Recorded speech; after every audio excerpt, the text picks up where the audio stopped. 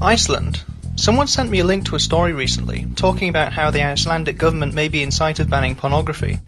I did a bit of research, and from that, I learnt that Iceland has already banned strip clubs as of July 31st, 2010, and upon doing more research, it became obvious why.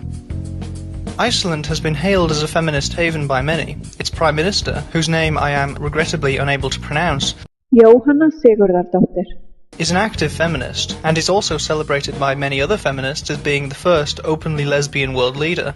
She has decided to go on the offensive against strip clubs and pornography, going on the record as saying, "The Nordic countries are leading the way on women's equality, recognizing women as equal citizens rather than commodities for sale." This sort of feminist platitude is the sort that can be used to justify laws which grant the government the power to censor, and this is a real worry. It may start with internet pornography, but where does one draw the line? Can people declare that certain forms of speech must also be banned, through things such as hate speech laws?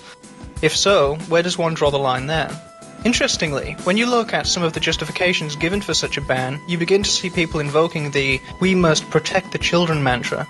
The same mantra that social conservatives use in an attempt to justify their support for prohibitionist social policies. In truth, the radical feminist movement and the social conservative movement are the two main movements aiming to ban pornography in other Western countries, and whilst they may seem like strange bedfellows on the surface, there's every possibility that they may join forces on this particular issue to limit the freedom of everyone else, and all because they don't like something. There's actually a lot of similarities between radical feminism and social conservatism. Both are restrictive upon individual freedom, and as others, such as Barbarossa, have pointed out, both prioritise the welfare of women due to their perceived vulnerability. If we look at this as a linguistic exercise, we begin to see the differences between feminist gynocentrism and traditionalist gynocentrism.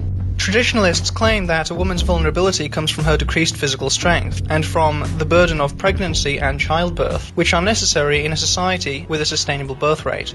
Feminists, however, claim that a woman's vulnerability does not come from biological difference, but instead from social restrictions, such as discrimination and systemic oppression.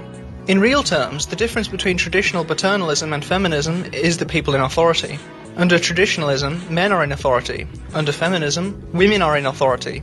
Neither, however, grant privilege to men, regardless of what feminists may say, and both are gynocentric, in that they place the well-being of women ahead of the well-being of men. Under traditionalism, the men in authority instruct other men on how they ought to treat their women. If a man mistreats a woman, or disagrees with the code of chivalry that all men are expected to abide by, then he has violated the traditional laws of chivalry, and is ostracized from society. Under feminism, it's women who are granted the authority to instruct men on how they ought to treat women. If a man mistreats a woman, or disagrees with the code of feminism that all men are expected to abide by, then he is declared a misogynist, and is similarly ostracized from society.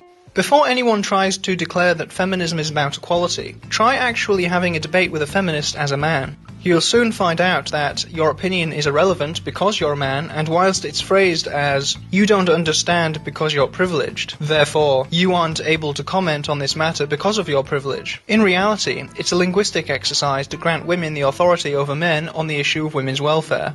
With traditionalism, the issue of women's welfare is discussed and decided by men, instead of by women. But crucially, it's still women's welfare that's prioritised. Men's welfare didn't matter during the countless battles that took place throughout human history. However, women's welfare did, when it came to what obligations men had to their women, including dying in the countless battles to save the lives of women and children. So it should come as no surprise that social conservatives and radical feminists are the two groups which are attempting to use government force to outlaw men's recreational activities such as strip clubs and pornography.